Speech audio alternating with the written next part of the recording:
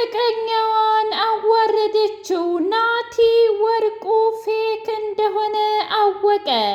በጣም ደነገጠ። የአባባ ሚስት ታሪክ ሰራች። ሰተት ብላ ትሁቴን በአሁኑ ሰዓትማ ብቻዋን አልተዋትም፣ ባለቤቴም ደግሞ ወደዚህ እንደሚመጣ አውቃለሁኝ፣ እኔ ካልሄድኩኝ ብላ ቲናጌ ሸኝታት ሰተት ብላ ሄደች። አባባ እጅጉን ደንግጦ ወይኔ የኔ ሚስት በጣም ነው የማመሰግነው፣ በፍጹም አላሰብኩትም ነበረ እና ትሁቴን እኮ አሁን ትቼ ልመጣ እያወራሁ ባለበት ሰዓት ነው የመጣሽው ብሎ አላት። መቼም ቢሆን መቼም አንተን አባትህ የአባባ ሚስት አዋርዶሃል። ይሄ ናቲ የሚባለው ልጅ ምንም አይነት ስርዓትና ወግ የሚባል ነገር የለውም እና ደግሞ ከኔ ቤት ዘርፌዋለሁኝ ብሎ ያመጣው ወርቅ በሙሉ ፌክ ነው ብላ አለችው። የትሁት አባት ሲጀመር እኔ ምንም ነገር እኮ አልፈለኩም ነበር፣ እንዴት እንደዚህ አድርገህ ታዋርደኛለህ ብሎ አለው። እኔ ምንም ነገር አላደረኩም፣ ሆን ብላ እራሷ ናት ያጠመደችኝ፣ እባክህን እያለ ቢለምነውም እንኳ በቃ ከዚህ በላይ ምንም እንድትናገር አልፈልግም፣ እናንተ የተረገማችሁ ናችሁ፣ አረመኔና ጨካኝ ናችሁ ብሎ አለ። እኔን የምታታልለኝ መስሎሃል? ምክንያቱም እኔ እኮ የትሁቴ አባት ነኝ። የኔ ልጅ ደግሞ በዚህ በማይረባ ነገር የምትታለል አይደለችም። ልጄን ከወደድክልኝና ካከበርክልኝ እሱ ብቻ በቂ የነበረ ለእኔ ብሎ የትሁቴ አባት በጣም ተናደደም። በሌላ በኩል ትሁት ቆይ ናቲ ምን እያደረክ ነው? እንዴት ነው ጧት ማታ የአባዬን ልብ መስበር የቻልከው ብላ አለችው። እባክሽ ልለምንሽ፣ ምንም ነገር አላደረኩም፣ ሆን ብሎ ተመስገን እያጠመደሽ ነው ብሎ ሲላት፣ አንተስ ሁል ጊዜ ተመስገን ተመስገን በል፣ የእውነቴን ነው ምልህ፣ የእሱን ስም ማንሳት ምንም እየሰለችህ አይደለም። እኔ ግን አሁን የምታደርገው ነገር በሙሉ በጣም ሰልችቶኛል እና ከዚህ በኋላ አርፈ ተቀመጥ፣ በቃ ከህይወታችን እንድትወጣ እፈልጋለሁ ብላ አለችው። ምን እያልሽ ነው?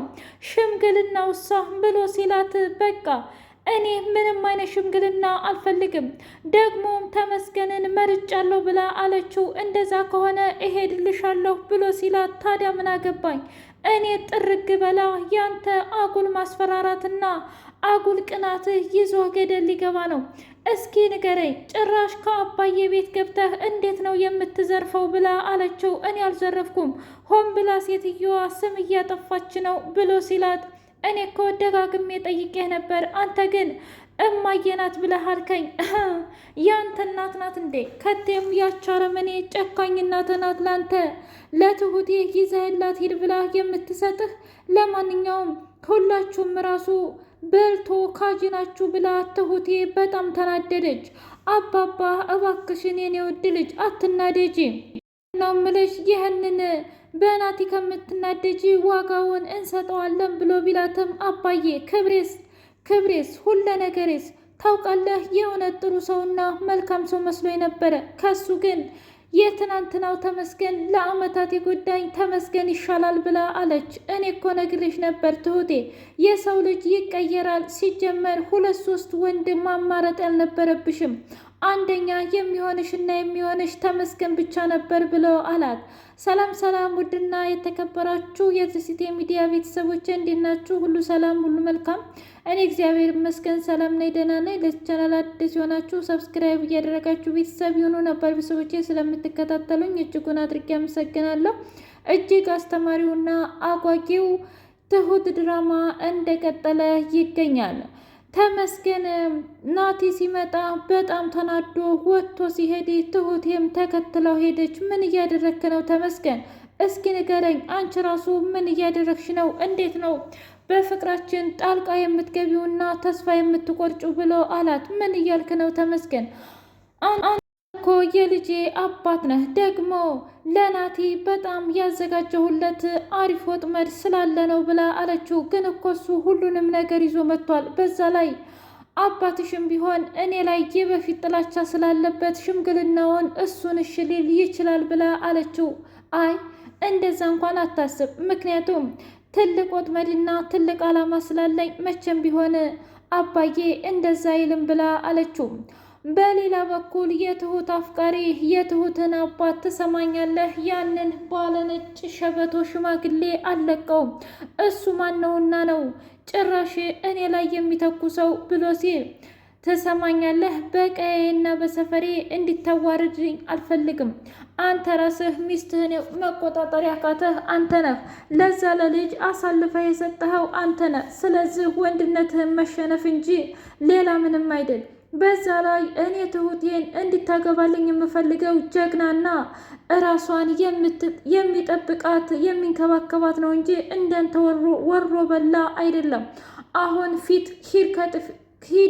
ከፊቴ ጥፋልኝ ብሎ ሲለው እንደዛ ከሆነ ለአባዬ እናገራለሁ ብሎ አለው።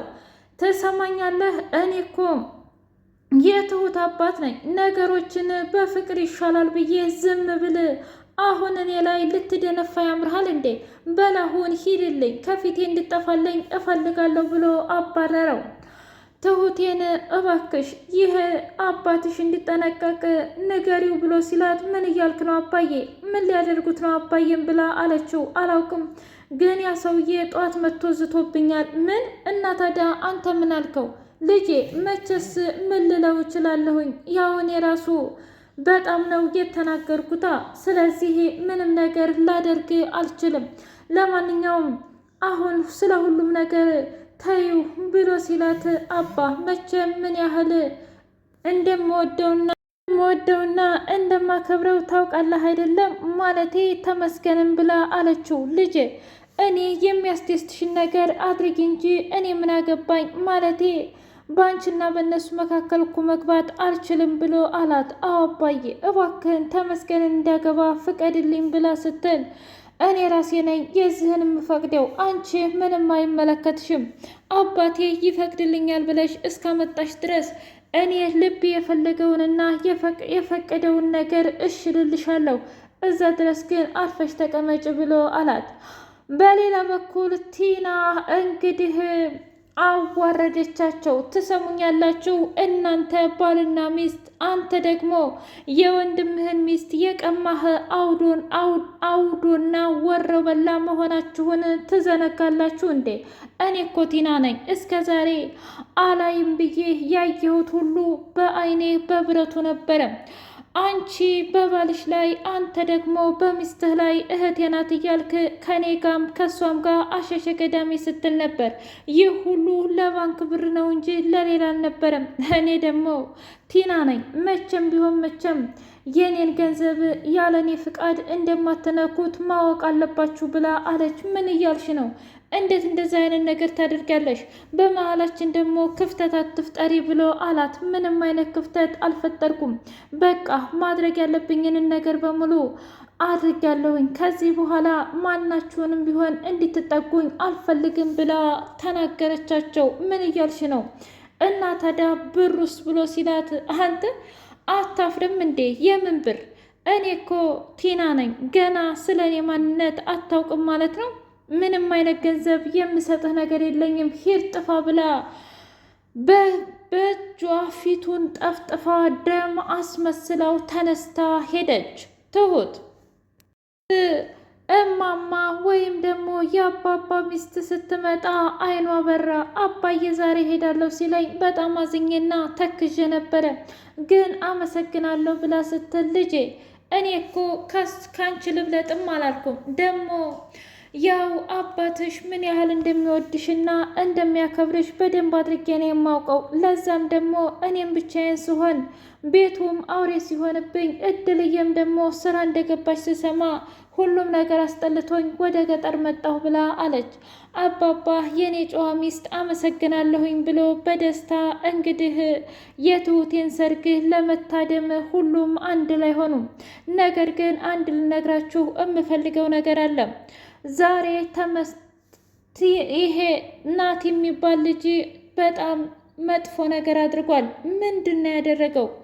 እሱም ደግሞ ምን ይመስላችኋል? መቼም እኔ ትክክለኛ ወርቅ እንደሌለኝ ታውቃላችሁ። እሱ ግን ትክክለኛ ወርቅ ነው ብሎ አምጥቶ የሰጣችሁ ወርቅ አይደለም፣ ፎርጅጅ ወርቅ ነው ብሎ እዛው አከናነበችው። እባክሽን ብሎ ቢላትም በቃ አንተ በዚህ ተነሳስተህ ልላት አልነበር እንዴ? በፍጹም ሽምግልናው አይሆንም፣ የሚሆነው ለተመስገን ብቻ ነው ብላ አስረግጣ ተናገረች። ምን? አዎ እንደዛ ከሆነ በጣም ደስተኛ ነኝ ብሎ አለ።